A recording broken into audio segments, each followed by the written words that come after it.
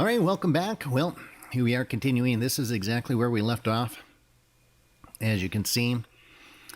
And now what we have is a long trade. So we've got a reload pattern here on the short term, and we also have a rubber band trade on the short term. And if you look over on the long term, mom is angling up. And you can tell if you look over in the right axis there, the Y axis, you can see the number that's associated with mom is green. It has a green outline around it. So if you can't see it on the bar or on the line, the indicator line, you can see it there.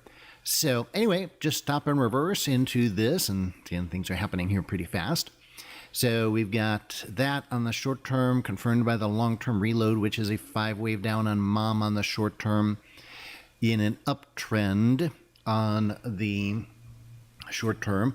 And one of the, by the way, I've taken profits right here. One of the things that has, that's a little exception to the rule is, yeah, we are 7 waves up, which normally we don't take a trend trade after 7 waves, but one of the exceptions to that is the reload pattern.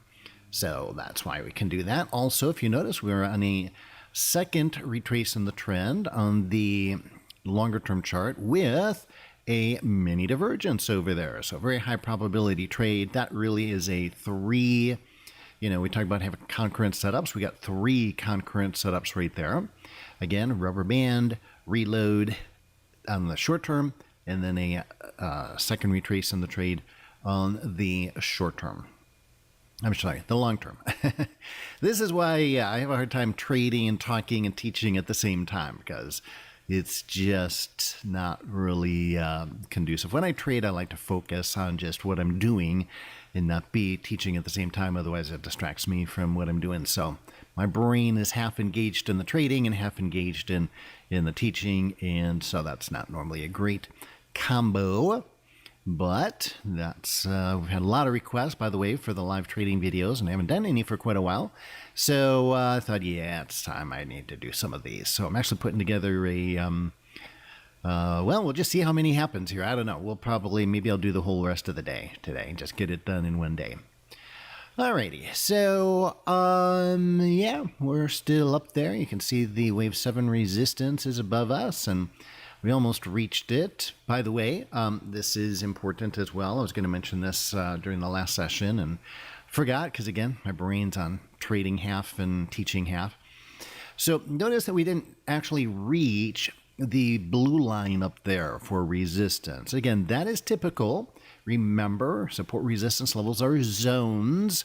So if you wait for that exact line to be hit before you take your profits, you will be a sad little puppy a lot. Yeah, because that doesn't happen all the time. In fact, that's not even really the norm. Because, again, there's just a lot of people trading these markets all over the world, trading different time intervals. So that resistance level is going to look different to someone who's trading a 60-minute chart. I'm trading a little 200 tick chart here, which is a really fast tick chart. So what that really means is that those support resistance levels are less precise or accurate because a lot of people are trading bigger picture charts and they're seeing bigger picture stuff, and they're not going to be worrying about, that probably missed the resistance line by 2 ticks. So yeah, people are not, in the longer term, people are not worried about 2 ticks at all. It means nothing to them. It's within the zone, right? Okay, so again, come back down. Again, this is our normal ebb and flow, and we hit the 50 MA, the 50 MA and 15 EMA cluster together there, cycle low. Pushing back up. Again, this is just what the market does. If you look at it on the long-term chart, by the way, we see if we have an engulfing pattern over there, 2-bar candlestick engulfing pattern. So, we're aware of that. We do give that some credence. But remember, it's one piece of evidence, but it is a piece of evidence, so I'm aware of that, and I'm watching that.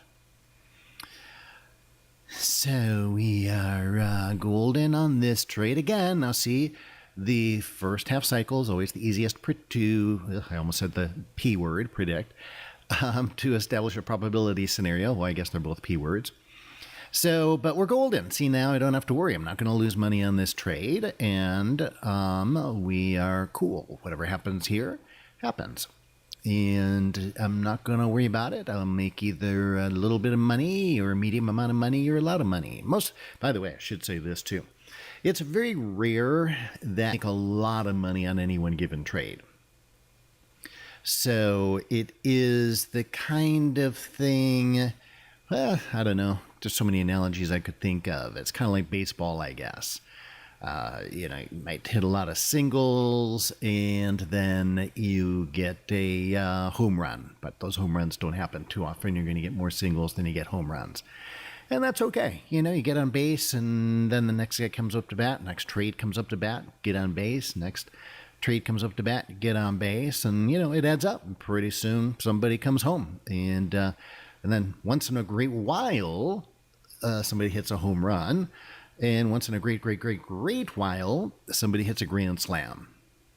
So in my trading, typically I'll find that when I look at my weekly logs, and I still keep my daily, weekly, and monthly logs, just like I teach you guys, I still do that. I practice what I preach, and I will do that till my last breath. And so when I analyze those logs, and this has been true for years, I find that the big winners, they occur maybe once, twice, rarely 3 times a week. Once or twice a week is about average for day trading. That's where you get your big, home run or grand slam. But the cool thing is those winners are so big that could really actually be, for most people at least, all the income you need for the whole week in one trade. So pretty awesome. But then you add the rest, and it's like, oh, cool. Made more money there too. Okay. Well, now we're just waiting. Okay, putting in a potential double bottom on the stochastic indicator here for a cycle low, which is another one of our second chance patterns. Remember, second chance patterns are not only mini divergences. We've got mitten patterns. We've got head and shoulder patterns. We've got divergence, convergence, double tops and double bottoms, and all kinds of stuff. So there's 6 second chance patterns altogether. If you don't remember them all, go back to Foundations Course 1. Look in the manual. The Foundations Course 1, all 6 are listed there with illustrated charts. So the trend is officially over here on the short-term chart because the 50 MA turned flat. Our cycle low is put in. So now at this point, we really are just seeing how far this will go. We don't have a new trade to go long or short. We're still in that last trade. We've taken partial profits. We're seeing if we can, get back up here to resistance and see how far we can go to the upside. So notice on that last cycle low too, Mom came down to 0 on both time frames.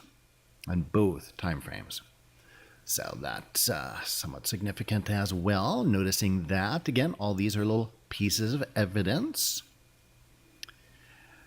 And so I'm twiddling my thumbs right now.